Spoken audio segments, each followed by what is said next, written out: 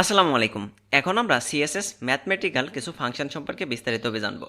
সিএসএসে কিছু ফাংশন আছে যে ফাংশনের মাধ্যমে আমরা যোগ বিয়োগ গুণ ভাগ ম্যাক্সিমাম নাম্বার এবং মিনিমাম নাম্বার ম্যাথমেটিক্যাল এই কাজগুলো সহজে করে ফেলতে পারি। এখন আমরা এই সিএসএস এর ম্যাথমেটিক্যাল ফাংশন সম্পর্কে বিস্তারিতভাবে জানব। index.html এ আমি হেডার নামে একটি ক্লাস নিয়ে রাখছি এবং style.css এ এসে এই হেডার ক্লাসের হাইট উইথ এবং ব্যাকগ্রাউন্ড দেওয়ার ফলে এমন একটি আউটপুট আসছে। এখানে দেখুন আমি উইথ 100% দিয়েছি, যার ফলে এই ছোটো ডিসপ্লেও 100% আছে। আমি যদি বড় ডিসপ্লে নিই সেই ক্ষেত্রেও 100%ই থাকবে। এখন আমরা উইথ ক্যালকুলেশন ফাংশনের মাধ্যমে উইথটি নির্ধারণ করব।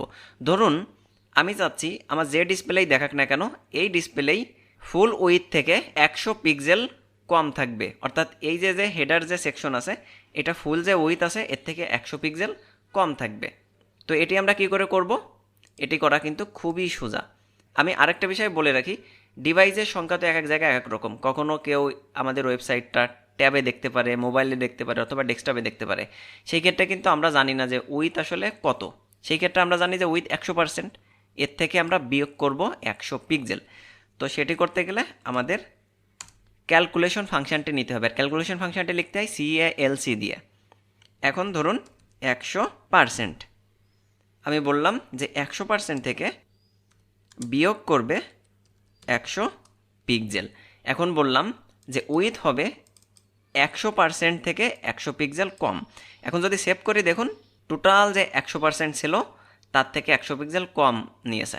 এবং যদি ফুল স্ক্রিনে দিই সেই ক্ষেত্রেও দেখুন যে টোটাল উইথ থেকে 100 পিক্সেল কম আছে।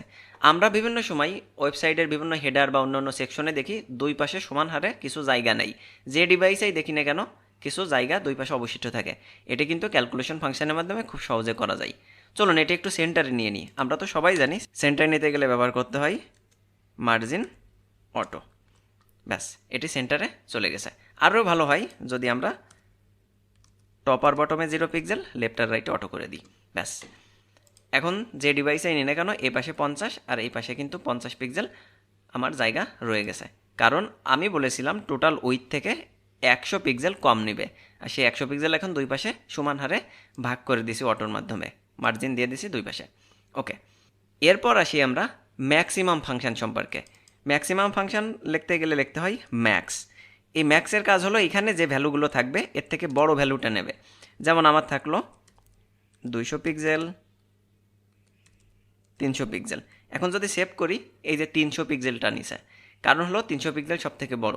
অথবা যদি এখানে থাকতো 500 পিক্সেল, তাহলে দেখুন এই 300 পিক্সেল না নিয়ে এই 500 পিক্সেল নিছে। তার মানে সব থেকে বড় ভ্যালুটা নেই ম্যাক্স ভ্যালু। এখানে যদি একাধিক ভ্যালু থাকে তাহলে সব থেকে যে বড় ভ্যালুটা পাবো সেটি এই ম্যাক্স ফাংশন আমাদের উইথ হিসেবে সেট করে দিছে। এরপর আসি মিন।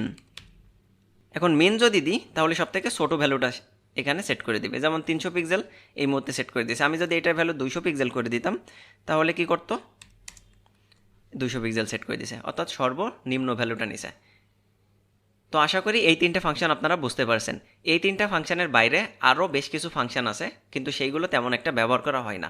আপনারা যখন বিভিন্ন সময় কাজ করবেন তখন প্রয়োজন অনুযায়ী আপনারা সেই ফাংশনগুলো ব্যবহার করতে পারবেন।